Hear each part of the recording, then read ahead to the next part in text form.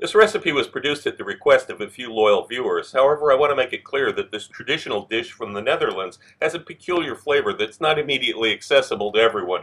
You can think of it as a combination of gingerbread and beef, because that's basically what it is. The biggest obstacle to this recipe was the special pepper cake, as it's called, which is not available outside of a few small regions of Europe and is difficult to make. It has to melt into the dish, which doesn't happen with other breads. I solved this by making a dough part of the dish and having it bake in a pressure cooker along with the meat at the same time. Have the spices assembled.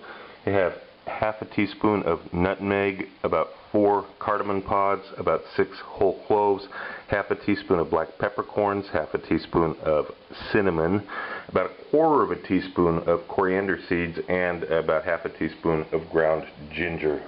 These are all going to get ground up in an electric spice mill. Then we begin toasting the flour over medium-high heat. I have it on 7 out of 1 to 10. Just keep watching it as it cooks. You'll see the color will change.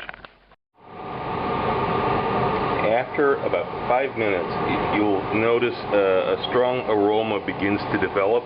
The temperature is increasing and the water's mostly been driven off. Now I'm going to lower the heat down to 5.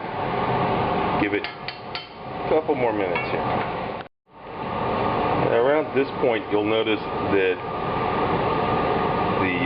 the flour begins to actually turn brown. You probably can't see it with the color resolution of this camera, but the flour actually begins to turn brown as soon as you stop stirring it for a minute or so. So I'm putting the spices in here.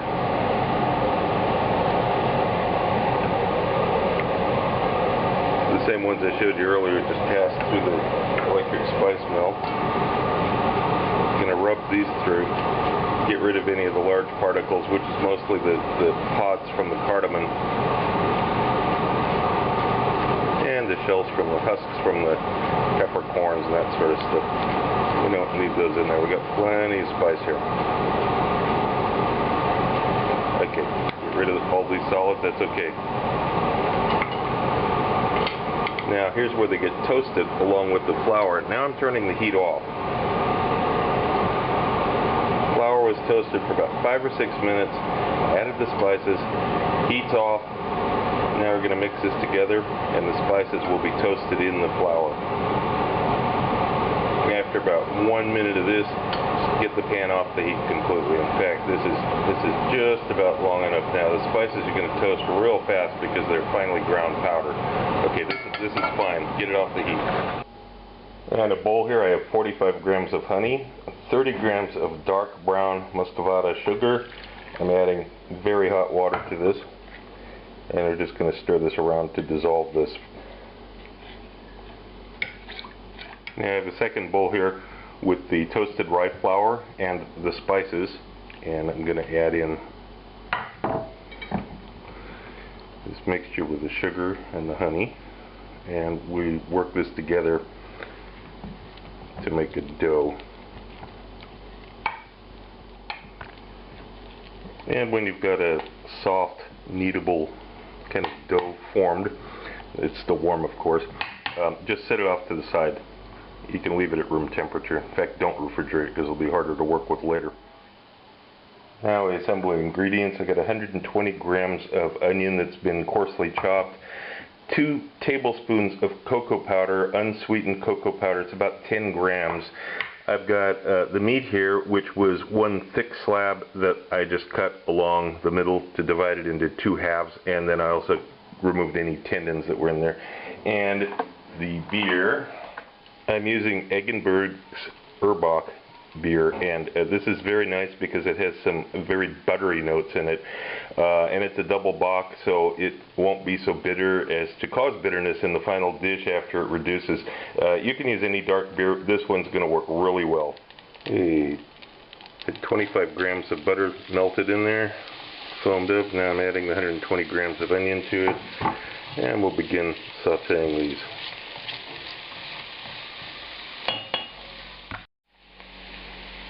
After 3 or 4 minutes of the onion softening there, we're not really browning the onion, we're just softening it. Now we're going to put the meat down on top of it for a minute here.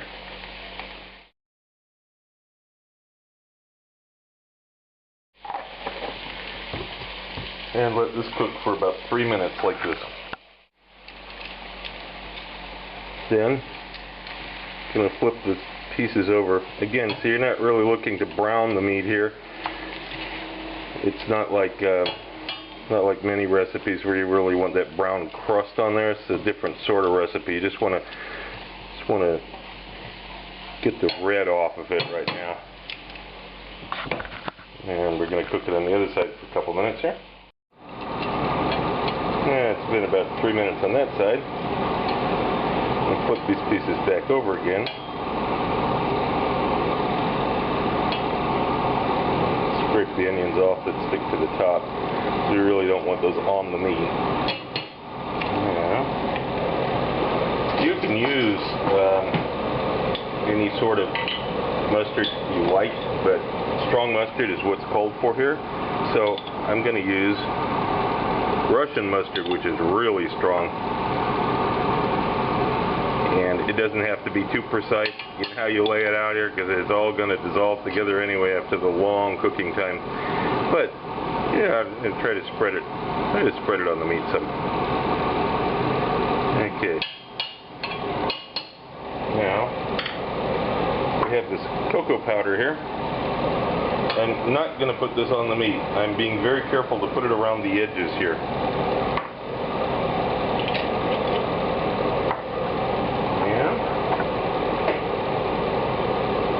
I have 275 milliliters of that beer that I showed you earlier. I'm going to put a little bit down first.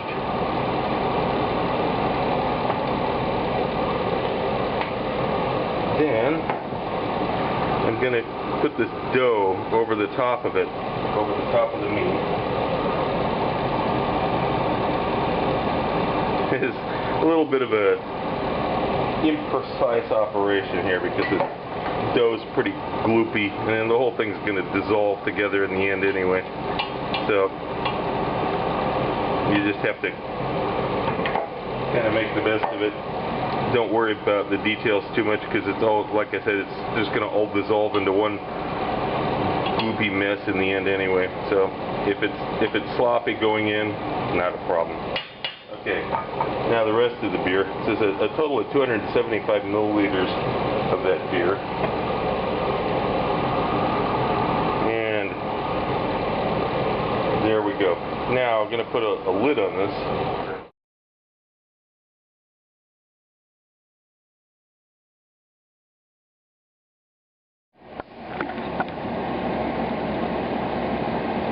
During this period, you want to see steam just barely leaking out. Probably difficult to see in this camera, but there's little wisps of steam coming out.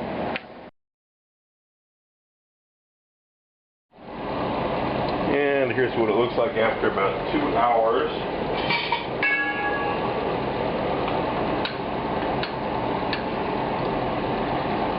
Just starting to stick to the bottom, but it's not, there's nothing scorched or anything like that.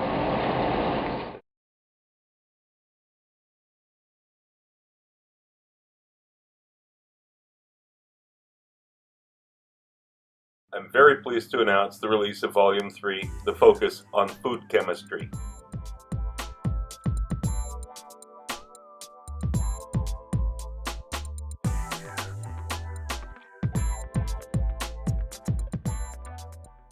I want to clear up a few things about these 3 volumes. First, they all contain completely different information. There's no duplication, they're not revisions. When I wrote Volume 1, I had 2.5 years of YouTube videos to cover. People had been asking me for the printed list of ingredients for all of those dishes, and so I obliged. There are recipes with stepwise directions and many tips offered throughout, as well as an extensive history of Russian cuisine over the last 1,000 years, but Volume 1 is very different from Volume 2 and 3. In Volumes 2 and 3, I only had about 9 months of YouTube recipes to cover in each, so I was able to provide stepwise directions for everything. In Volume 2, I included a lot of additional information about cooking and some simple examples of flavor chemistry to set the stage for Volume 3. While Volume 2 hopefully got you thinking about some of the processes that go on in cooking and how flavors are expressed and sensed at the molecular level, the topic was painted with pretty broad strokes to make it easy to digest. Pun intended. Volume 3 is a milestone of the series, in which I have included an entire introductory course in food chemistry, which is why Volume 3 is about 70 pages longer than Volume 2. And if you just want the recipes, that's okay too. You don't have to read the first few chapters. But if you've ever been curious about what influences tastes and flavors and the rationale for deciding cooking times and temperatures and why things taste different when they're combined in different ways, this book will answer many of those questions. It also paves the way for Volume 4, which will be next year.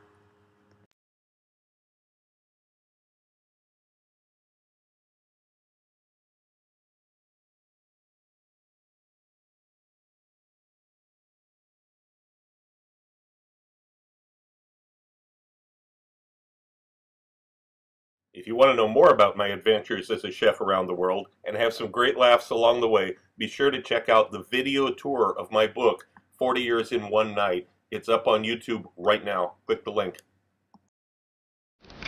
Also look for my cocktail book, Cocktails of the South Pacific and Beyond, Advanced Mixology, available through Amazon online.